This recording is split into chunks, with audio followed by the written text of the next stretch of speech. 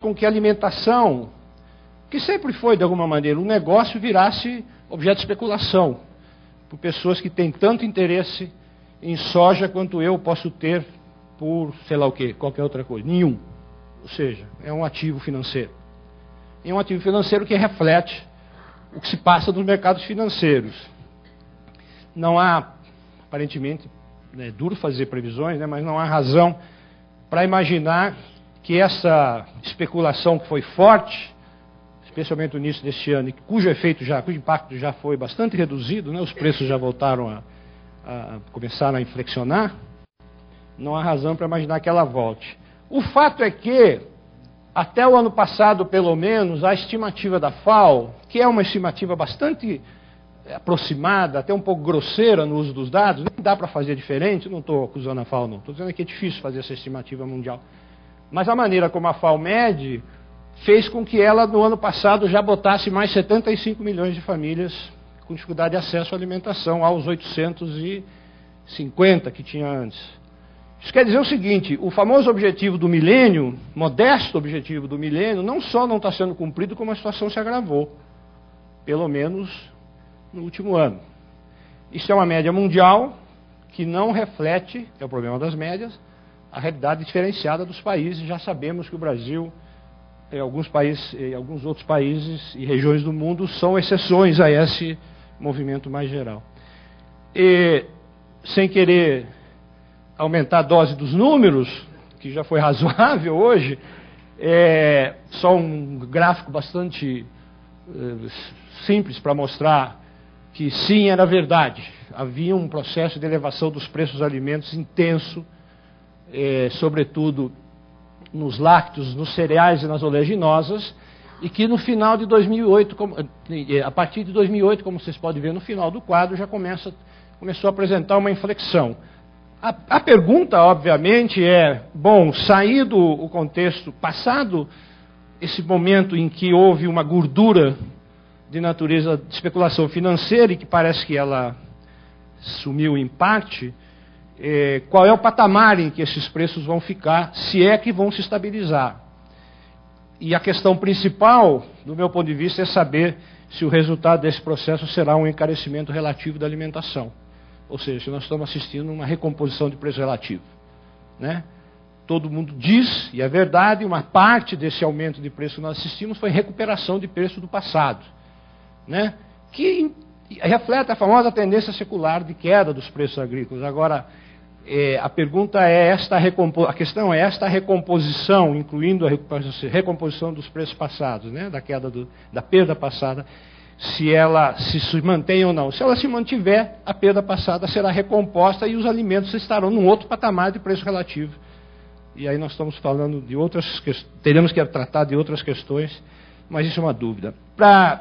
E concluindo o contexto internacional, eu quis destacar duas coisas. Primeiro, os atores globais, que neste campo são, sobretudo, os Estados Unidos, União Europeia, Japão, China, Índia, e eu não pus o Brasil, porque o Brasil vem na lâmina seguinte, na minha avaliação, o que nós estamos assistindo é um contexto de reconstrução de um padrão de regulação nacional. Por caminhos sempre difíceis e custosos e dolorosos, parece que está se confirmando o que muitos de nós já dizíamos, já no início dos anos 90, o comércio internacional não é fonte confiável de segurança alimentar. O que não quer dizer que seja uma coisa a ser desprezada e desconhecida, muito ao contrário, mas nem de longe chegaria perto do que algumas formulações equivocadamente fazem crer sobre perspectivas de livre comércio, de fluxo desimpedido de mercadorias, etc., nem de longe. E o que nós estamos assistindo não a recomposição do padrão do pós-guerra, mas os países, principalmente os países que são atores globais, estão reconstruindo instrumentos de regulação nacional. Aliás, inclusive no interior da Europa, que era o famoso contra-exemplo, né, da regulação nacional. E parte dessa reconstrução tem se expressado na construção de estratégias de segurança alimentar, basicamente com dois alicerces, dois pés, digamos, né? O apoio à produção doméstica e, em alguns casos, a busca de fontes externas de matéria-prima. Acho que a China é o principal exemplo, né? A China tem uma iniciativa, uma estratégia clara e bastante evidente de assegurar fontes externas de matérias-primas, dado o nível, né, de demanda que se criou lá.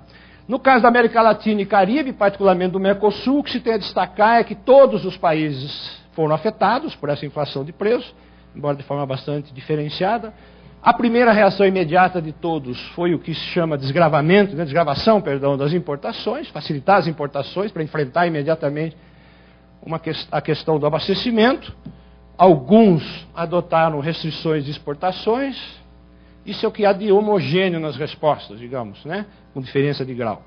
No caso do Mercosul, é onde nós estamos, a discussão é um pouco mais complicada, porque aí estão os dois principais ganhadores desse contexto, como exportadores, que é o Brasil e a Argentina. Então, a exceção do Mercosul aí, ela está marcada, por um lado, pelo aumento da participação no comércio mundial, mas, por outro lado, por iniciativas ainda muito tímidas, é verdade, de pensar em estratégias regionais, onde as temáticas que nos interessam não estão absolutamente ausentes, embora seja uma construção difícil, mas já começa a ter os primeiros sinais de um interesse dos países da América Latina de construir estratégias conjuntas de apoio à produção e de abastecimento e de enfrentamento de questões que estão no âmbito da segurança alimentar. Sobre o Brasil, eu vou destacar três coisas, essas três que estão aí. Primeiro, nós fomos, como muitos sabem, quem vai ao supermercado sabe, fomos impactados pela inflação de preços. Eu pus um impacto atenuado porque, se comparado com outros países, sem dúvida que a situação brasileira, nesse aspecto, era menos grave. Não chegamos a ter desabastecimento e muito menos povo se mobilizando na rua por alimentos, como aconteceu em várias partes. Mas isso não quer dizer que foi desprezível. A cesta básica do Diese aumentou, nas capitais onde o Diese faz essa pesquisa, entre 27% e 52% num ano, o ano encerrado em maio. Aumento de cesta básica de 52% não é uma coisa desprezível a se conhecer, né? É verdade também que todos os indicadores de preço, Diese, IPE, etc., estão mostrando desaceleração a partir de julho, mais claramente a partir de agosto. Porém, tem um dado que tem que ver com aquilo que eu mencionei agora há pouco sobre preço relativo. Embora os preços pararam de crescer, do ponto de vista da população, a alimentação continua cara. Então, volto àquela minha questão. Nós estamos assistindo uma recomposição de preço relativo ou não? Ou esse retorno, digamos, dos preços seguirá? O segundo ponto, integração no sistema alimentar global. O Brasil, como sabe, como eu já mencionei, todo mundo sabe, é um grande exportador líquido. Estamos na casa tivemos, né, ano passado, 58 bilhões de dólares. A questão é que o discurso hegemônico no Brasil sobre isso, em várias esferas, de governo, fora de governo, na imprensa, etc., é como se nós fôssemos um único país, absolutamente, e todos nós plenamente beneficiários desta oportunidade única. O mundo precisa de comida, a gente sabe produzir, a gente é bom nisso, então vamos faturar. Não é tão assim, por pelo menos duas razões. A primeira razão é que esta é uma perspectiva, como eu mencionei agora, do mercador. Essa é uma resposta possível e tem fundamentos, na realidade. Mas é a resposta do mercador, aquele que quer se beneficiar da conjuntura para vender mais. Eu não estou fazendo nenhum discurso aqui contrário à exportação, não. Eu só estou dizendo que esta é uma resposta. Não acho que ela seja a única. É preciso outras. E mesmo esta resposta do mercador tem que ser questionada. Tem que ser analisada com cuidado. Por quê? Porque o negócio da exportação não é um negócio que beneficia a todos, urbe et orbi, né? Como se diz.